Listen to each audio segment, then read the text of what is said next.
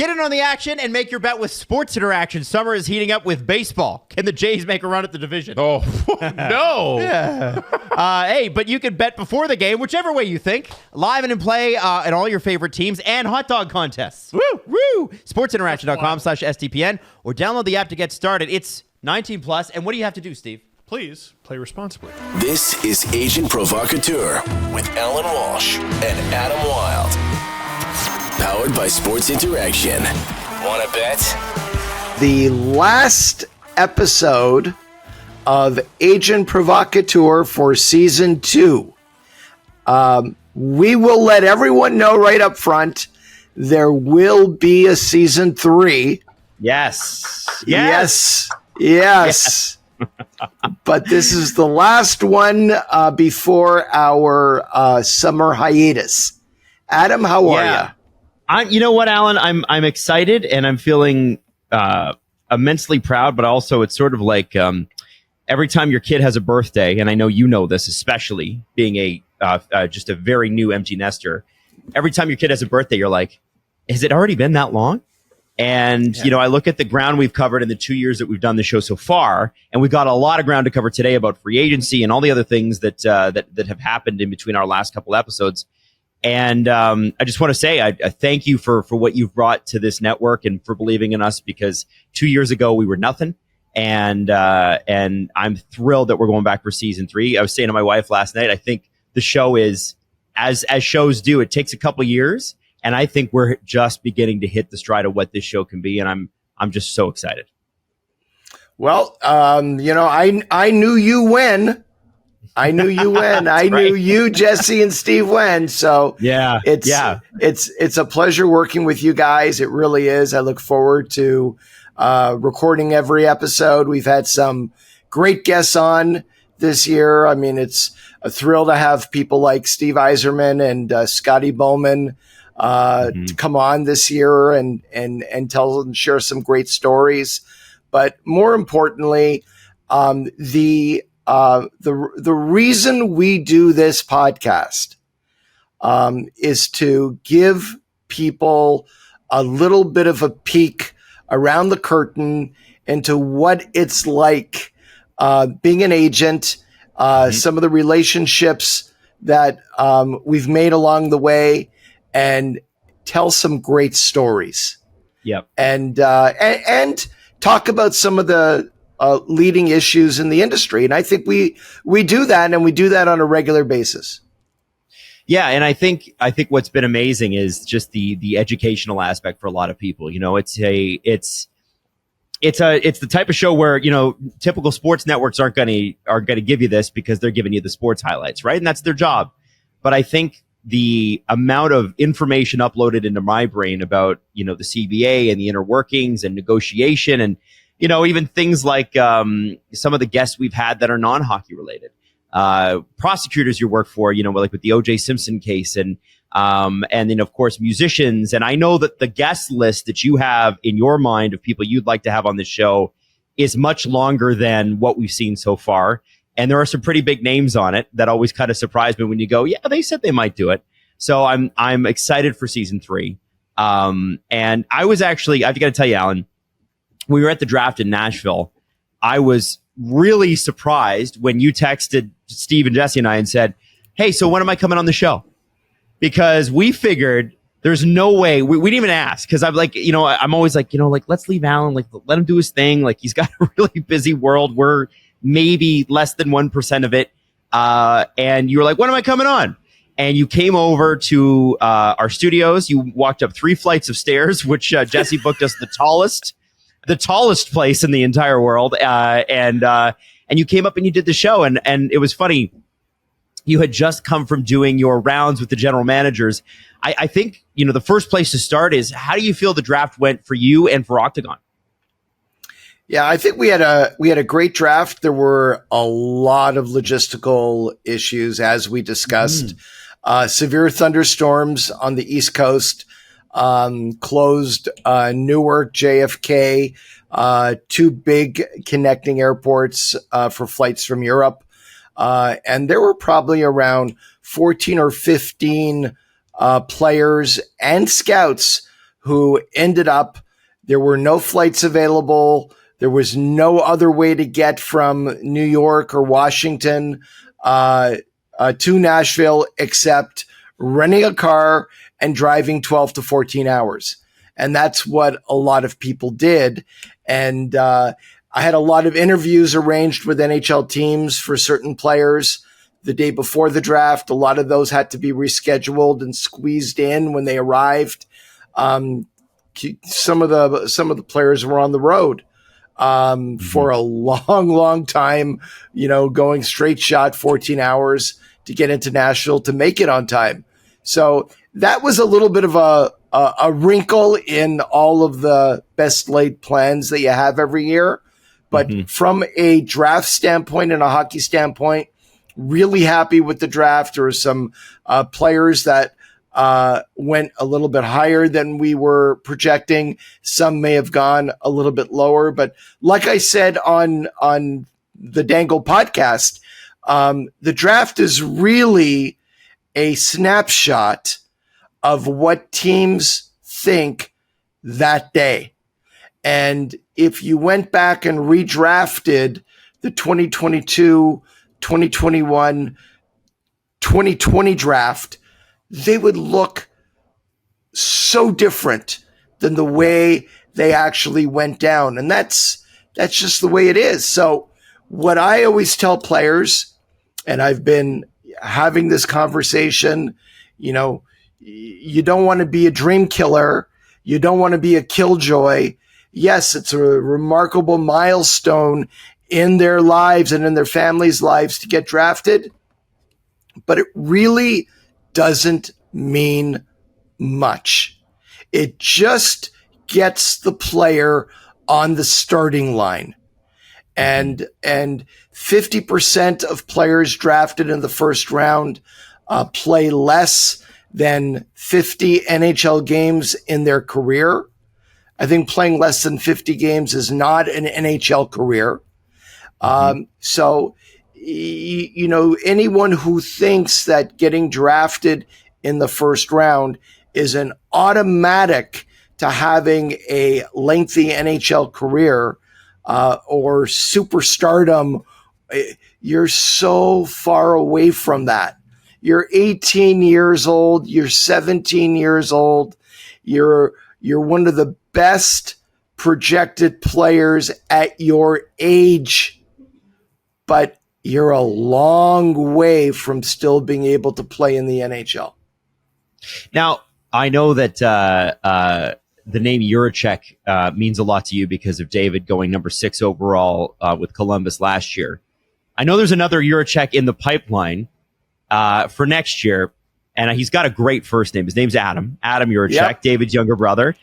Can you tell us a little bit about him? Because I believe you are his agent advisor. Am I incorrect in saying that? You're correct. And, okay. And in one of my first conversations with David, he said to me, I have a younger brother. And I said, yes, David, I know. And he looked one way, looked the other way. He goes, I think he is better than me. Awesome. And so he Adam Jiříček is from what I understand just as big as David too, because he was a big guy for 18 years old. Yeah, and Adam is there. Adam is also right shot defenseman, and he plays a very similar game. And right now, in a lot of the early projections, rankings for the 2024 NHL draft, Adam is ranked somewhere in the top 15.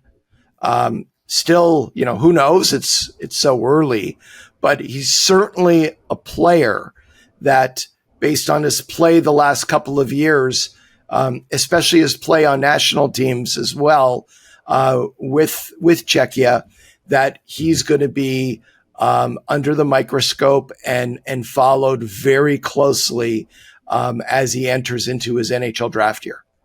What do you tell a player that's a year out from being potentially drafted? Because there's no guarantees that you are. That scouts are going to take particular look at. They're 16, they're 17. and there's suddenly a lot more pressure. It's more than just playing for yourself. You're now looking at it like, okay, I might be going across the ocean here at some point soon if I play well enough. How do you keep the nerves down? How do you keep them focused? What do you say to a guy like Adam Jiříček? Ignore the draft. The draft is still so far away. Don't even think about it. Just play hockey. Get yourself in the best shape possible in the off season. Be ready and just go out with the mindset of I'm going to have a great season, and you're not thinking about the draft or worrying about the draft in any way.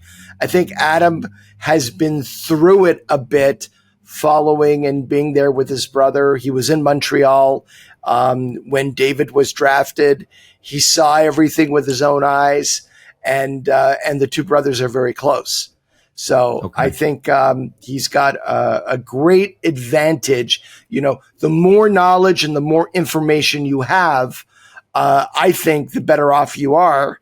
And you can tell somebody the way things are going to be, but it's much different if you've already experienced them yourself, especially watching an older brother go through it all. Right. So that's going to be a fascinating player to watch as kind of the season unfolds. Last year for free agency for you, Allan, and I don't mean to diminish the effect it had on the players themselves that you represent, but you had a really crazy year, and I think it would. I don't know if you'd characterize it as busier than any other year, but when we talk about the names involved, from Jonathan Huberdeau being traded to Max Pacioretty signing in Carolina and Marc-Andre Fleury re-signing with Minnesota, Jan Rutta signing, Sean Durzi signing his extension. That was just last year. How would you compare and contrast last year versus this year? Would you say there was a lot more heavy lifting last year, or did it all kind of just feel the same? Yeah, Max was actually traded from Vegas to Carolina. Still on the 3-year deal that we had signed when he was traded from Montreal to Vegas. But it goes in cycles, and you don't plan out ever when players' contracts are going to expire. A lot of the heavy lifting last year was renegotiating or negotiating extensions on deals that were coming to an end, and a certain number of free agent deals where you're placing guys, in new deals in different cities. And I think every year, July 1 is a pretty crazy day. I was in the office at 4 a.m., which is typical. You always commiserate with the GMs and assistant GMs on West Coast teams because you're all talking to each other at 4:30 a.m. It's dark outside, and they're like, well, this is the bad part about, being out West. And like, yeah, there's a lot of good. Yeah. There's a lot of good. You can't complain.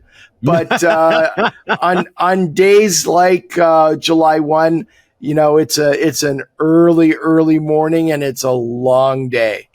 And it's interesting. The last 2 years,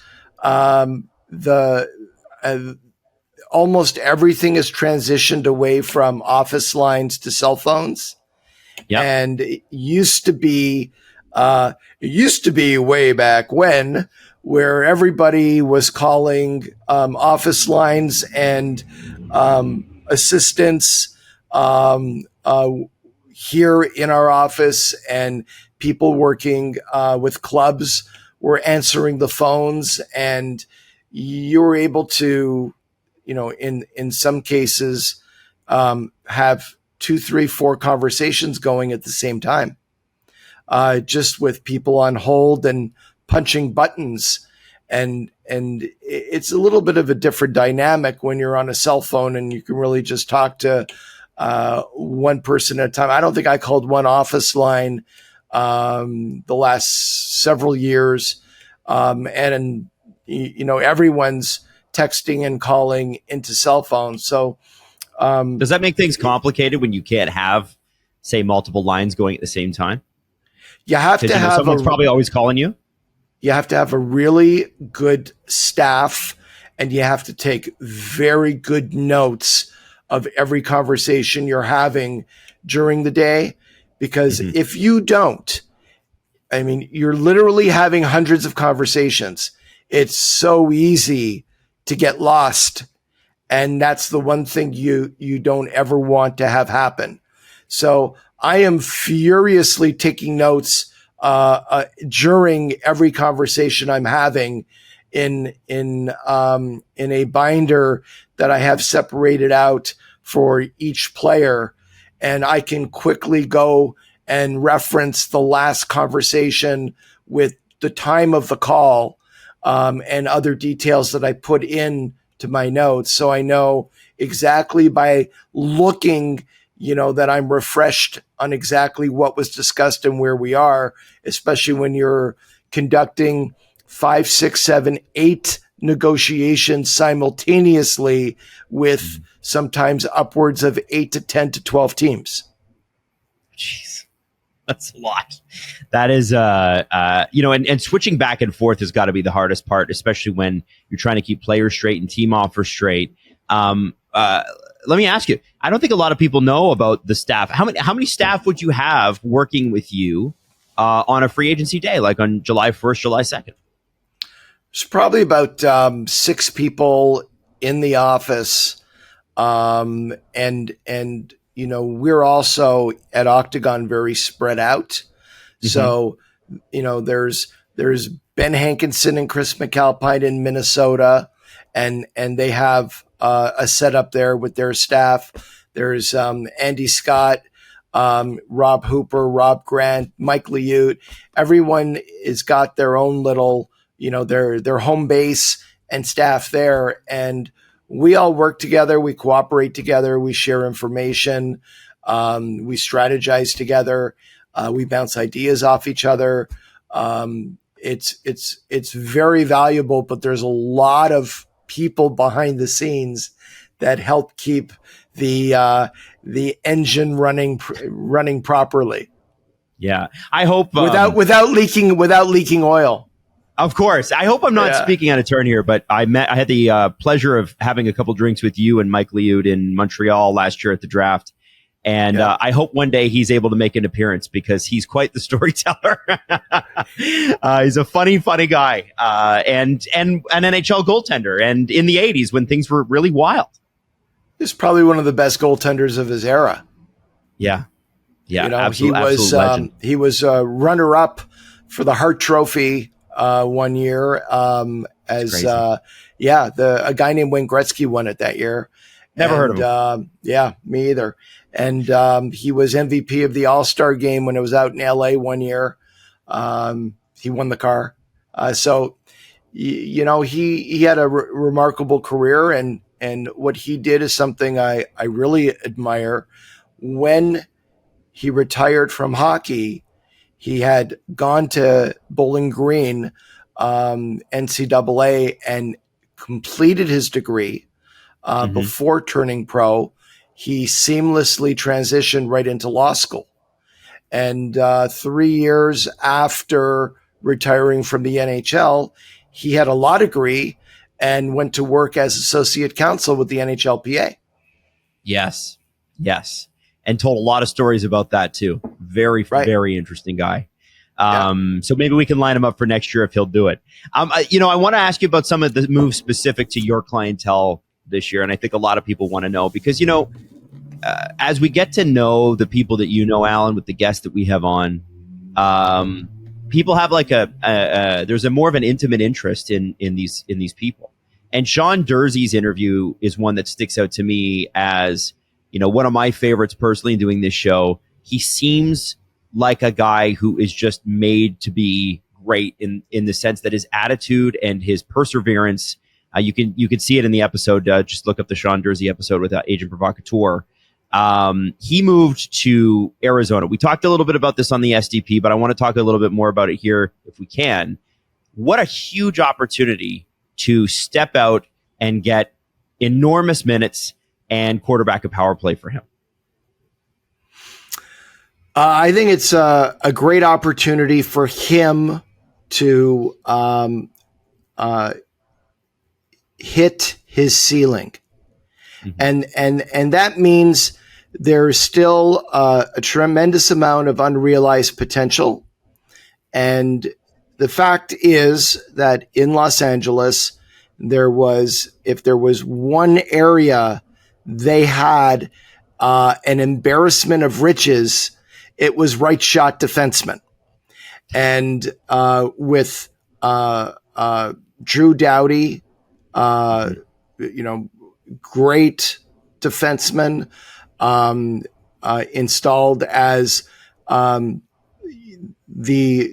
defenseman on the right side, first pair.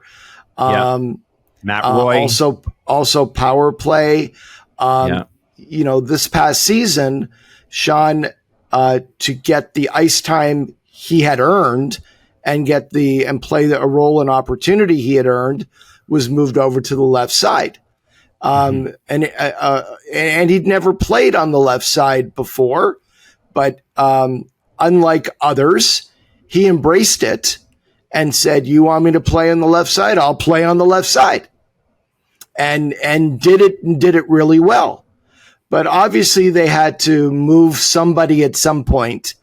The point to me is now he's going to a team where he has the opportunity to lead the D and be a top pair and play on the right side. And from there, the sky's the limit. You never want to put a number or throw something out there like he should get, 30 points, 40 points, 50 points. But he's been a .50 points per game defenseman since he came into the league, which is remarkable. That offensive production puts him in a very rarefied class of player. 45, 50 points is within reach, getting the opportunity he should on the first PP unit with some very good players. Yeah. Right. So absolutely. You embrace it, you move forward, you have a great season, and we go from there. And we also have Max Pacioretty. Now, he came back. He looked great, from that injury, but then re-injured himself. And, it's frustrating because, again, spoke to him on the show. And what struck me as somebody that doesn't know him as well as you do, Allan, is his absolute commitment to health, to getting the most of it out of his body, to being the absolute best player in every sort of aspect that he can be at all times. He's an intense guy. He signed in Washington. They're a free-flowing offense. Why, if you don't mind me asking, why Washington, and why do you think it's a great fit, and why is he excited about it? Well, they expressed interest right at the beginning of free agency. And they had a couple of conversations. The GM, Brian McClellan, and Max, and Max also spoke with the head coach there, and really liked their plan for him, really liked, there was just so much about it that made sense. And, we're really not supposed to talk about some of the other offers out there, but we were actually sitting there with about 8 to 10 offers. And wow. Some teams that would have been, I think, if people knew who actually made an offer, pretty surprising. Okay. This just in the clicking off the criteria of what was most important to him, hockey always being right up there along with family. It just made the most sense for him and his family.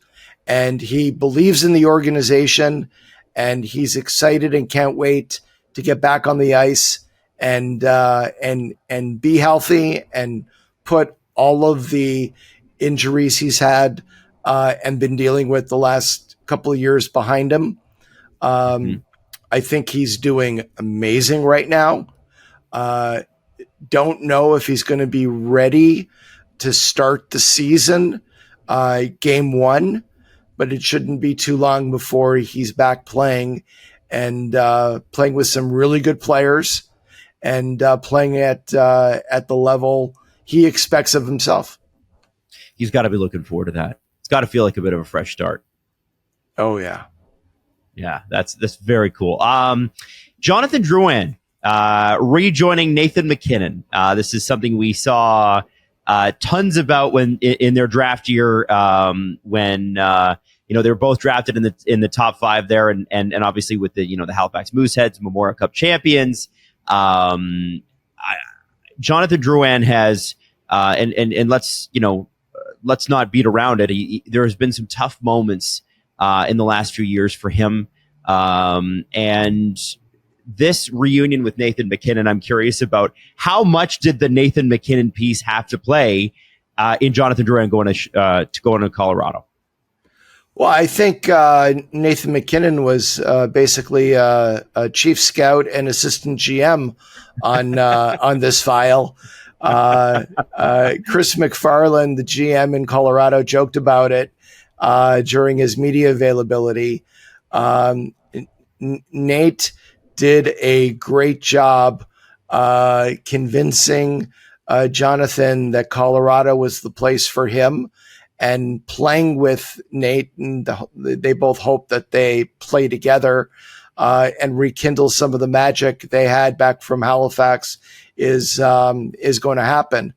I personally watched many games when the two of them were playing on one of the most dominant lines in the history of the CHL. I mean, what the two of them did together was a marvel and a wonder.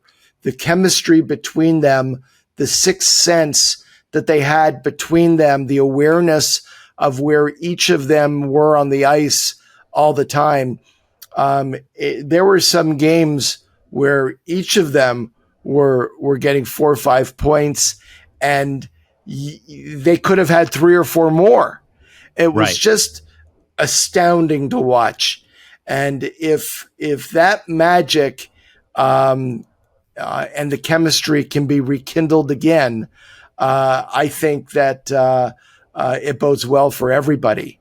I know that Nate is excited to have Jonathan on his wing, and I know that Jonathan has been training incredibly hard in Montreal. He's excited. He's motivated. It has been tough in Montreal. There have been some highs and lows. I think it's time for a change of scenery, a fresh start, work with new people. He has great memories of his time in Montreal, and many people were very, very good to him.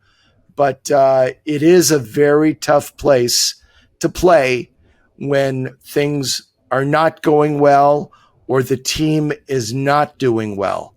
It's a tough place to play. It can the media and the marketplace. It's all around you. It's everywhere. If you go to the corner grocery, if you go to the corner grocery store, if you go in to have dinner in a restaurant, if you're walking down St. Catherine Street, it's just something you learn to deal with. But when things are going well, it's like, hey, this is a lot of fun. When things are not going well, I think what players tend to do is avoid public places and start cocooning more. And that's not a healthy way to live. I remember years ago, during the Halak Spring in 2010, Yarrow, during the playoffs, went out for a walk with his wife, just for a walk down the street. And he got 4 or 5 blocks from his apartment building, and he started being recognized, and cars stopped in the middle of the street, and people, jumped out of their cars to get an autograph or to shake his hand and talk to him.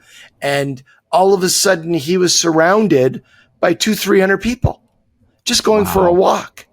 And he went back home and he called me. Some people might enjoy that, but you have to also understand how some people wouldn't enjoy that. And it's tough. It's tough. Everybody thinks that being a celebrity or being a athlete who's recognized and asked for their autograph, sure, it's a great thing. But I've also sat in restaurants with players in Montreal with a mouthful of food sitting with their family, and there's 4 people standing deep wanting an autograph and a selfie while the player is trying to eat a steak. And you want to be nice and polite and welcoming to everybody, but you are giving up a little bit of your privacy to play there or in any of the big markets. It's the same with Toronto. Yeah. Oh, yeah. The media attention in Montreal, though, is to me the most intense because what the English media ignores is the French media. And the French media are the ones that I think are the more intense side. And I remember I was in, Allan, as you know, I've been married a couple times now. But for the bachelor party of my first wedding, I was in Montreal. We went to a game. Montreal beat Detroit 10-2. It was an awesome night.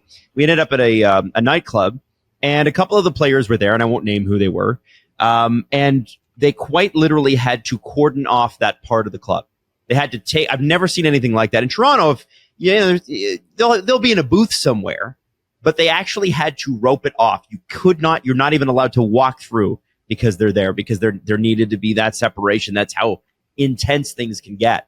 So I completely get that. Now I'm looking at the line that Jonathan Drouin right now is slated to be on next year. Okay, so if all things work out, MacKinnon, Drouin, Mikko Rantanen. Who's another Octagon client. 97 goals between MacKinnon and Rantanen last year. Over 100 assists between the two of those guys. If this line sticks, we could be talking about a line that does 25 to 30% of all Colorado goals next year. And that's without Gabriel Landeskog coming back to the lineup. That's got to be pretty darn exciting for Jonathan after, some tough years. Absolutely. I mean, you want to put players in a situation to succeed. This had nothing to do with the money. It had everything to do with the opportunity that presents itself. And hopefully they have a great year. And Colorado was talking to us at the end of the year about keeping the band together. Amazing. I love that. We have to talk about the Leafs because William Lagesson, you now officially have a client on the Leafs again. William Lagesson is a Toronto Maple Leaf. He was obviously with Montreal and then Edmonton before that. He had, and a lot of people don't realize this, an incredible year in the A last year. Oh yeah, he was probably one of the top. I mean, he's a little bit of a hybrid defenseman in the sense that he is big, physical. He hits like a truck. And that's the primary asset that got him to the NHL with Edmonton. But he also moves the puck really well. And last year, like he did in previous years when he was in the American League in Bakersfield, put up pretty big offensive numbers for a defenseman and was a mainstay on their power play in Chicago, American League with the Wolves, and just all around from the offense he brought to the puck moving, to the physicality, to the big body, to the willingness to block shots, and just an all-around great person and great teammate. There's a lot there. And hopefully, fingers crossed, there's some big team call-ups happening, and he can establish himself here in Toronto. Would be a really great story. Wild Bill's going to find a way. Yeah, you think so? Oh yeah, he'll find a way. I hope we get to meet Wild Bill one day on AP. Just throwing that out there. One guy we did meet last year was Boko Imma. And he, along with your other clients, Matthew Highmore and Josh Curry, joined the Sens. Is that one phone call or is that 3 phone calls? I looked at that and I was like, did Pierre Dorion call you 3 times about 3 different players, or he was like, I want them all? It was 3 completely different situations. Okay. And we hadn't even really talked about one player when we were talking about another. And it was like one deal got done, and then I get a call and it's like, hey, we're interested in this player now. Where are we at? Where are you at? And they just all kind of came together. But Boko's an interesting, real interesting situation with Ottawa. I mean, we know the way he plays. He's a physical guy. He is. It's something that Ottawa really doesn't have. It's an element that they don't have. And DJ Smith and Pierre Dorion together were very involved in the signing and in communicating to Boko how much they wanted him in Ottawa. And I would predict that when the Sens break camp in October, that Boko Imma is going to be in the NHL, on the NHL roster. Wow. Good for him. That would be great. And he's got, and if you want to go back and listen to it, you can. We interviewed him about 1.5 years ago now. It's hard to believe, but a fascinating story and a crazy road to the NHL. And, a guy that in many respects overcame, well, not in many respects, in almost all respects, overcame a lot more than the average player does to get to the NHL. So it's a great story. I'm really excited for him. It was cool to see his name go up. I don't love the fact that he's going to play the Leafs a lot more because, it's always about the Leafs, Allan, at least with me. But man, could not be happier for the person. I know, right? It's crazy. We kept telling you every time Allan's got a client that comes up, one of the 3 of us always messages him, go, Leafs, come on. What do you think? A couple other names that I just wanted to show some attention to. Nathan Walker, who joined us on the show, is in St. Louis again. And it seems like a good fit for him there. And what Doug Armstrong has been doing with the St. Louis Blues, I think, and I've been talking about on the SDP, is very interesting. It seems like they're turning that retool around very, very quickly, and they expect to be competitive again. If not this year, then like immediately in 2025. Yeah, and I've had Doug Armstrong has been on our show, and I have lots of conversations with him. I think he's got a plan, a strategy that he's following. None of this is haphazard, and I think that his goal is to turn it around as quickly as possible. Okay. And a couple last ones, Matt Luff and Marian Studenick. So Matt Luff with the Detroit Red Wings. Why Detroit? And did Steve Yzerman mention the podcast that he was on when he called you about Matt, or is that just in his rearview mirror? No, we don't talk about that. But Matt is in my mind, he's an NHL player. He's a big right shot winger, and that was something that Detroit had a need for last year. Matt worked his way into the NHL lineup, had a couple of serious injuries, ended up breaking his wrist that took him out. When that rehabbed and healed up and he was ready to play, came back to Detroit and finished the season strong there. And I know he's doing a lot of different things this summer to get himself in the best shape of his life. And he's coming in, Matt Luff is a man on a mission. Mm-hmm. And, never, ever count him out. and Marian Studnik in Seattle. By the way, what's been the feedback for players playing in Seattle? Do they like it? Is it as great a place to live as everybody says? Everybody loves Seattle.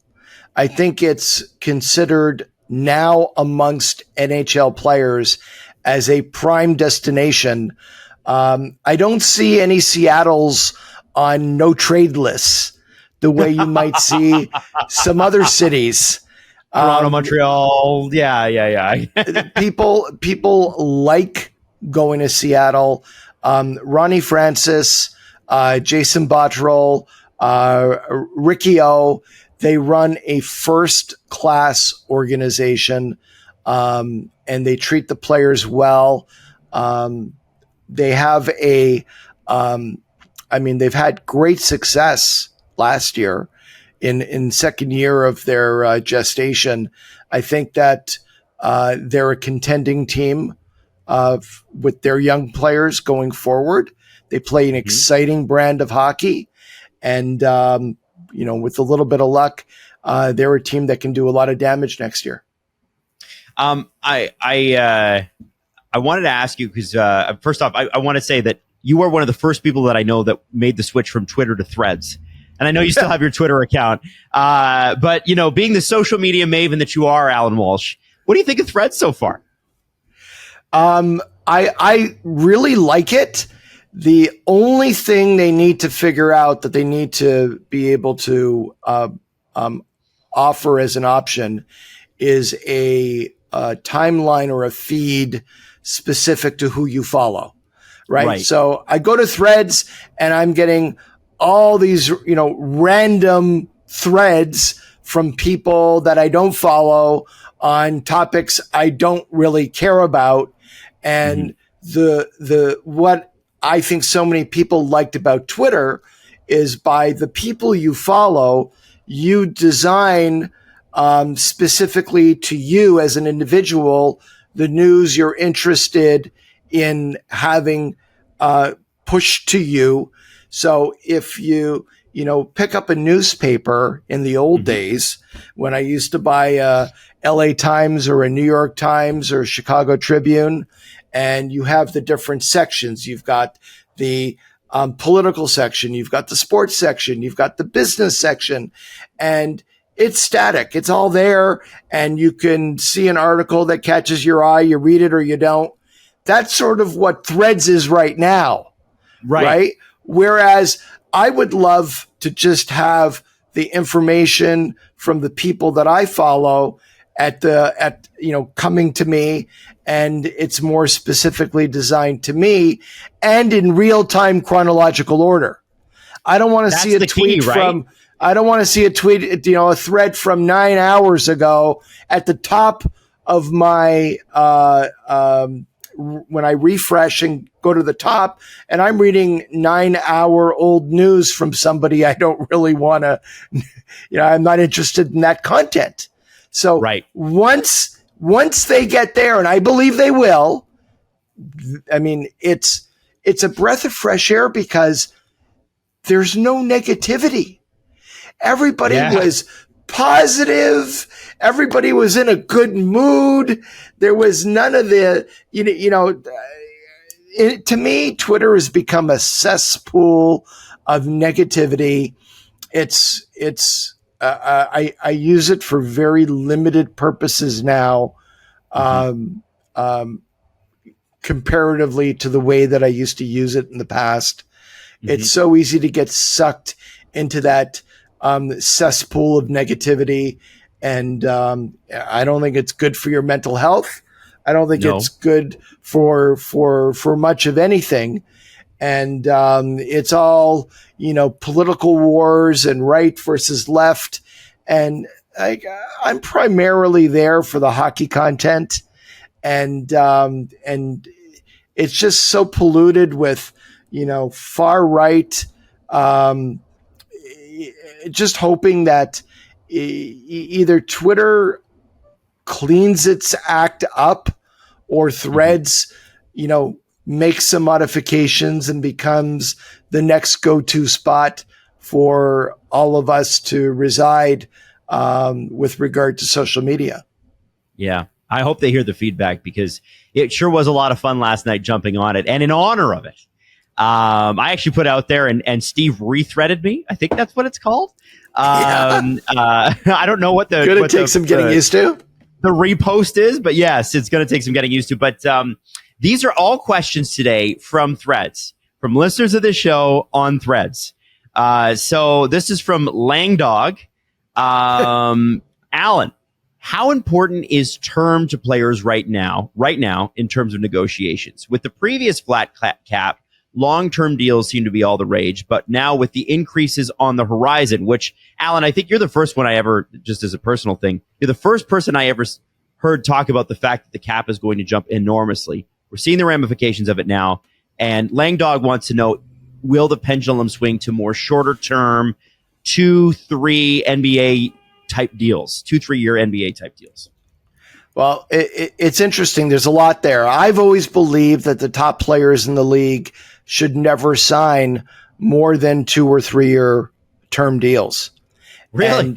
Oh yeah. And the reason why, and that's what you see has happened in the NBA.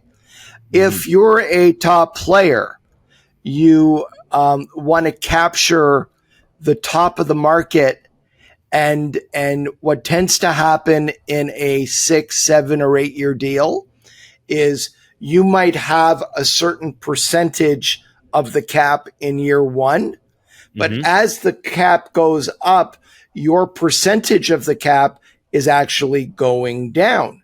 Whereas if you're a top player, and you sign a 2-year deal or a 3-year deal max, you come back to the marketplace as a free agent. You have the option of going anywhere again or re-signing where you are. And if you do, you're going to get top of the market money again. So that only works if you have a cap that is continuously going up, or you have a luxury tax built into the cap. So it's a soft cap, not a triple hard cap. But what you see right Which now, you love, I know you love the triple hard cap. Exactly. What you see right now is many players now are informed and aware that the cap will go up, probably around 4-point-something million next off season, and about 5 million plus the year after. So we're looking at around a 9 to 10 million bump in the cap over 2 years, from a system that has had very limited available dollars, especially with the big markets who drive salaries, drive the marketplace. Next off season, I predict to you right now, July 1 is going to be wild. And you will find also July 1 next year, a lot of deals with term, because I think players are still conditioned to want security over a 2 or 3 year deal, right? This year, you saw many players taking 1 and 2 year deals, thinking, I am going to come back to the market when there are more dollars available, and that's going to be my home run in a year or two. That and that makes a ton of sense. Every team with that much more money, and the floor, and for some of the teams that are at floor teams, the floor going up that much too, right? It forces the spend. Nicky Nat 96. What happens when an agent accepts an NHL front office role? Do all their players become free agents so they can select any agent that they want, or do they stay with the agency that the agent worked for? Well, not that it would ever happen with me. I know that the opportunity has sort of come your way, though, has it not? Or offers or thoughts about it? I would rather not talk about that, but okay. I would say what I've said before. I have never had interest in ever going to work for a team, and I cannot ever imagine myself working in a front office. My DNA is as a player advocate And while I have great respect for people who work in NHL management, it's not for me. Right. It's not for me. Right. And you knowing me as you do, you probably understand that. And I hope other people do as well. But with that being said, there are a number of former agents who've gone to work as GMs, assistant GMs, club presidents over the years. A remarkable number where people are like, really? He was an agent? Bill Zito in Florida. We all know Kent Hughes in Montreal. Kyle Dubas was an agent. I mean, you can go look at Ryan Martin, the assistant GM of the New York Rangers. Emily Castonguay in Vancouver. Yeah, I mean, it's unbelievable how many have crossed over to go into NHL management in some capacity, and what happens to their clients. If there is a established agency, many of the players will start working with other agents in the agency. Some players, when that happens, decide to look around, and some have left the agency, or if it's a smaller, more solo kind of agent, just moved on to another representative. And I would say it's about 50-50. About half the players involved with agents who've gone into management have stayed with agencies, and probably about half have moved on to find a new group or a new person to represent their interests. Now, I know that as a player agent, you are barred from representing head coaches. Head coaches have their own representation, and there is an agency out there that represents, I think, 26 or 27 out of the 32. It's led to a huge bump in coach salaries. I think Mike Babcock was a big part of getting all the other head coaches on board, along with some other people, and then some have smaller agents on the side. But from Hay Stripes videos, do refs have agents? Do refs have a 1-year contract, or can they be signed for multi-year deals, or are they just considered employees? They're considered employees. They don't necessarily have agents. I think some refs have a lawyer who would look over an employment contract, as many people would in other industries or walks of life. But they don't necessarily have an agent marketing their services to a professional sports league. I don't think there's, quite honestly, the money in there, or like, really, if you're a hockey official, where are you going to go other than the NHL? And is there a possibility of getting any kind of a bidding war for your services? They're just, it doesn't exist. So, Allan, that sort of concludes our Threads questions so far, but we can keep taking them from Threads next year, assuming that it keeps going. And this is my last question, what are your plans for the summer? What do you do in the summer? I still have some contracts to work on for different players, some restricted free agents who've been qualified, and there's still a lot of work to do there. There are development camps that we have going on with some of our younger players and prospects that I'm very involved in the logistics, the planning, and actually being there. A couple of clients are getting married. I'm going to be flying off to go to a couple of weddings, and hopefully I get to spend a little bit of time with my family before my kids go back to university around August 15. So if all goes well, the first 10 days of August, we'll go off as a family somewhere and have a family adventure for 10 days somewhere cool. Well, I hope that you get the chance to do that, and that there are no emergencies in that time. And please pass along our thanks to your wife for letting us take even more of your very limited time. And Allan, I just want to say thank you for another great season.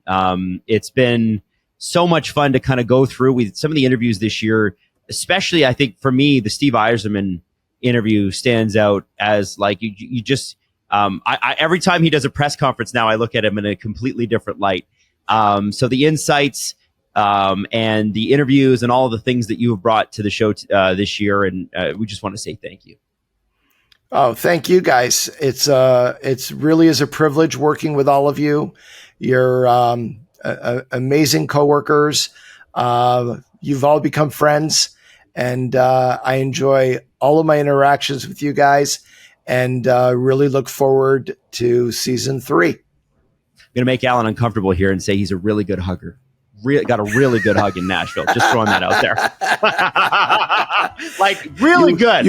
You promised you weren't going to say anything. All right, Allan. Enjoy your summer. Let's get ready for season 3. Yes, sir. This has been Agent Provocateur with Allan Walsh and Adam Wylde. Powered by Sports Interaction.